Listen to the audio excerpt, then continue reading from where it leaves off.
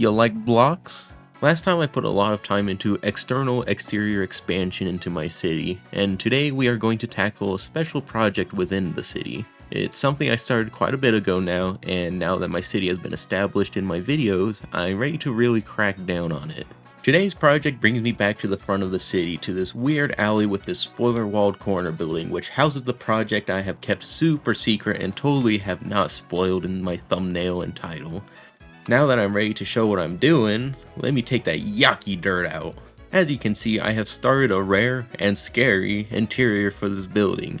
And this interior serves the purpose of being a ticketing room of sorts for the super secret subway system I am working on. Don't tell anyone because I haven't revealed I'm working on a subway yet.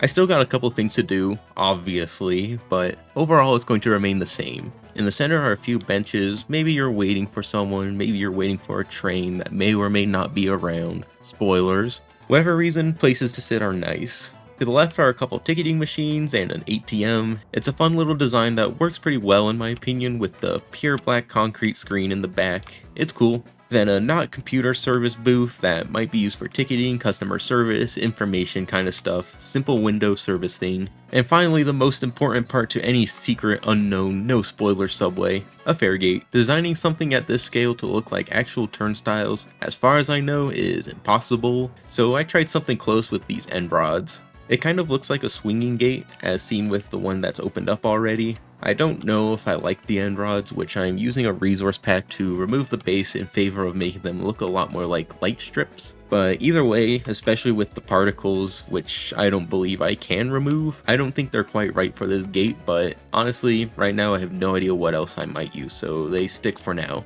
I also got these buttons that kind of look like the things someone might scan or swipe their ticket with, and I think it's pretty cool and does its job better than those end rods. But who cares about a little ticketing room? You all want to see where the magic is. So join me down the tunnel where you all get to see the real project for today. Behold, we got a hole. Took me forever to dig this out and it hurts that I forgot to hit the time-lapse button, but I guess it might be worth talking about what the actual project is now. I do believe I have done a pretty good job at keeping what I'm doing a secret, so for all of you that are anticipating the grand reveal, I am building an underground subway system for my city. I don't have much progress to show at this point, and unfortunately I cannot stop the music, so I am going to get started on building an actual train station.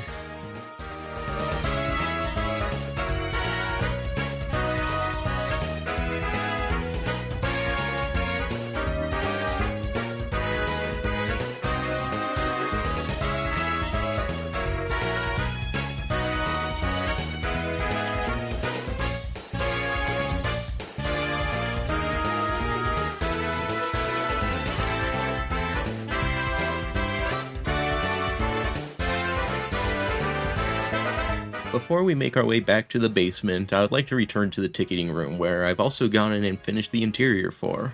Most of it is intact from what I showed off originally. First I put in this pretty cool curved roof with these like indented light tube things. I think it's cool, sleek design you might find in a modern-ish, soul-sucking interior. I do want to note for this specific station it is meant to be a primary or special entrance. Not quite central station kind of special, but still a landmark kind of special, if that makes sense. I'm pretty closely following the style of the underground subway system found in Manhattan, so I'll mostly have entrances that do the classic whole staircase in the sidewalk, and yes, I do intend on having multiple stations. But I wanted to make something a bit more special for my first station. Other than that though, I did a pretty big redo of the turnstiles. I don't know how I forgot about chains, but they do the job much better than end rods. But who cares about that? Those signs are absolutely catching your attention. Once again, heavily based on signage found in Manhattan. We'll see if I keep the street names on the signs, because that would mean I'd have to name my streets, which I'm not sure I want to do. I'm honestly pretty terrible at naming things when I can't just name it something like, I don't know, Rat Street. Anyways, what's cool in my opinions are these train line designations, telling you the A line and the B line is what runs from the station. They are simple Unicode letters, but I think it's a pretty neat detail. I don't think there's anything else I want to do here. Maybe a clock would be cool, but I think I'm about done here. Alright, I've held you all in this little entrance for too long now. Let's take a look at the actual train platform. Take a good look at this. I haven't done the furniture on the platform or the trains, but I felt this was worth showing off before I obscure everything. The quartz brick walls, which is a block I genuinely completely forgot about before I started working on this, look perfect for the white subway tile look, which, guess what? You might find in a subway. The black stone bricks make for a nice trim, and smooth stone is perfect for the bland concrete flooring. It's also bland, soul-suckingly depressing. It's weirdly bright while somehow still feeling dark. It doesn't really look it, but you can tell you don't want to touch anything because it is probably filthy. That is the feeling I intended to capture, and I think I did. The roof has a nice curve leading to the train tunnel, and I think the polished diorite is a very effective block for this part. Couldn't tell you why, honestly, but here's those end rods I mentioned earlier that look pretty sweet as light strips with the resource pack. The tough walls make for good structural support, and the overall segmentation of everything makes it all feel a little more claustrophobic and space efficient, if that makes sense. Looking into the train tunnel, mind your step with high visibility ledges. It's a little less eventful because obviously the star of this attraction is the trains that are not present yet. I kept it very dark with the black stone floor and ceiling with some nasty filth, which is actually just glow-like and keeping the light level above 0, so I don't have to worry about mob spawning or putting bright lights in to prevent them. This station has 3 lines running through it, with one having a stop here, one having a stop on the other side for the other platform, and a passing line in the center a train can just blast through. Simple track design, and I think that's all I got. This thing is severely lacking some trains, so back to the time lapse once more. I got a train to build.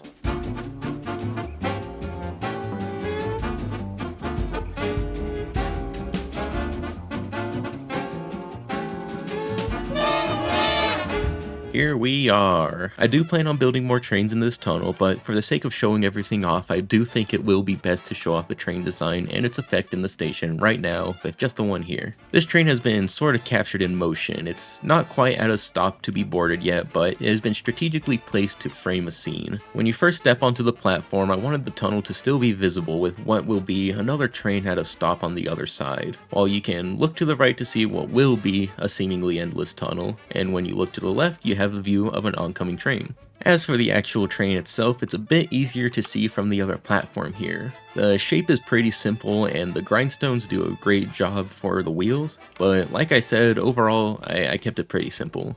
I think I might come back and give it some more color or texturing so it's not all polished andesite. Maybe a little more on the polished tuff that I started for the doors. I don't know just yet. What is probably catching your attention are the signs over here. Pretty cool detail, once again taking advantage of Unicode text to make the train's letter designation, and some illegible text besides it. It's pretty cool and it looks a lot like old school digital text seen on a lot of subway trains. Quickly looking inside is a pretty simple expected train interior. Orange seats, some handrails, and overhead light beams on top. And that's about it. Gets the job done for what space I have in here and is repeated for each train car. This train car is a bit special because it includes the driver cabin, obviously. Once again, nothing noteworthy, but we got a seat for the driver and various buttons and levers to operate the train with. Last thing I wanted to take a look at, which I think is pretty neat, is the front of the train.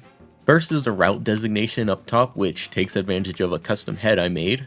I actually have a couple ready to go for further trains, but as far as this station goes, it'll most likely only be A and B, maybe C, I don't know yet. That kind of stuff is up to how I do future stations. Anyways, it's a cool detail that I think adds so much to my train design. And the last detail I'm super proud of that nobody will ever notice, but I think is so cool, are the front lights. Using some snowballs and glow item frames, it looks like bright lights blinding the poor soul that looks into them. I do have a data pack installed that can turn item frames invisible, and I do want to use that, but it seems to have broken in one of the many world version updates. We'll see though, because it doesn't look too bad with the item frames visible. For the real magic of this detail, I need to be on the other side again to show off. If you have a keen eye, and I wouldn't blame you at all for not noticing, you'll see the light on the tracks trailing off much farther than you'd expect from a vanilla light source. It's meant to look like the light that you would expect from the snowball lights if they were real lights and not snowballs, obviously lighting up the upcoming tracks for the driver to see in the dark tunnels. The effect and overall the lighting of this whole room only really works with low brightness, which I always keep at a nice 30%. It keeps everything at the right darkness while sort of separating light sources better, which is pretty much what allows this effect to happen. happen. Taking a close look, the way it is done is first a ton of frog light, which have the highest light level at 15, where you would expect the train's light to immediately hit.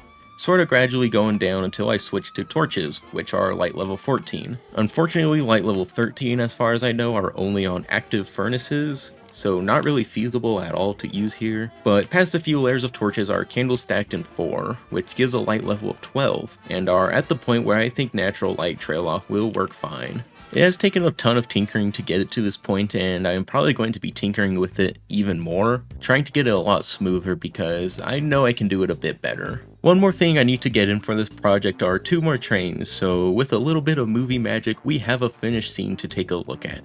Of course, the biggest addition is a train at a stop that is ready to be boarded on the other platform, that being the B train. I also added these little benches, and that's pretty much it for additions to be made on the actual platform. Other than that, I completed the tunnel going down using some sneaky black glass panes to make it look a lot longer and endless than it really is. Initially, and I might have mentioned this already, I do not remember, I wanted to have a 3rd train starting to make its way through the center line, but I ended up deciding against it because honestly, it's getting a bit busy down here. In lieu of having this train, I once again took advantage of the void effect in the tunnel, and taking a look down the center, you can see I added the effect of a train, the G line, coming down the tunnel, but seemingly far enough to where you can barely see its front lights and designation letter. Just to peel back the curtain a little bit with brightness maxed, you can see it's only like 6 layers of glass panes on a black background, with a single light lighting up the letter, which is a unique head that removes the andesite surroundings, which pretty much leaves only the letter itself. And the train light's pretty much attached to nothing, all pretty cool and works so well in the dark. Quick look from the other side starts me at the top, where I made a simple sidewalk style entrance you typically find for an underground subway entrance. A and B line going uptown, simple enough. Inside is pretty much the same contents as the other entrance, ticketing, service booth, turnstiles, but this one is a lot more generic and sad, with some paintings that look like they could be advertisements. Pretty neat. The platform is a mirror of the other, but this side is cool because the train is here and the interior is accessible. That's about it, but I am not quite done yet. I got one last addition to make so this can be a truly authentic underground subway experience.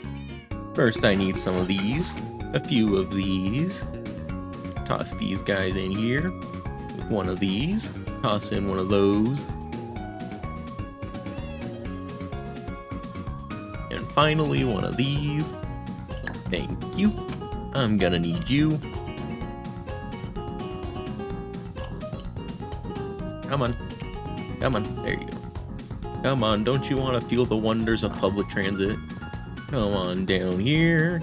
Need some of these. Throw this at you. Ah, perfect.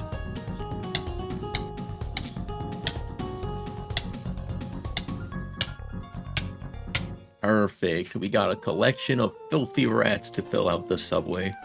And that's gonna be all for my brand new subway system for today.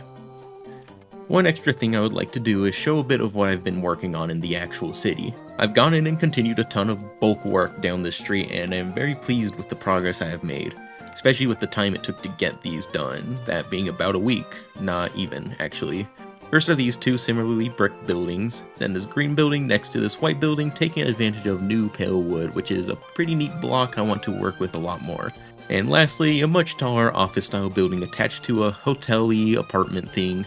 All nothing remarkable because I want to put their significance onto their interiors. More on that in a minute. That's all I got for you all today. I'm so happy to get this subway project going because it's been on my mind for a while, and even though it's something that's literally impossible to see from the actual city, I'm more than happy to add that kind of detail that really fleshes this thing out and makes it that little more alive. Next time I come back to the city, I think I'm going to be taking care of the interior problem, which, I'm gonna be real, is horrifying to me. I don't know how to make good interiors, and it's going to be such a big time sink, so if you're into horror movies, look forward to that, because I cannot put that off for much longer, and I am terrified of the concept of an interior. Good lord, I'm in one right now. Thank you so much for watching. If you like what I'm doing, consider a little subby for more, because next episode I am finally ready to bring the mega build part to my currently not so mega base. And I am just so excited to share that with y'all. As always, feedback is appreciated, and I will see you all later.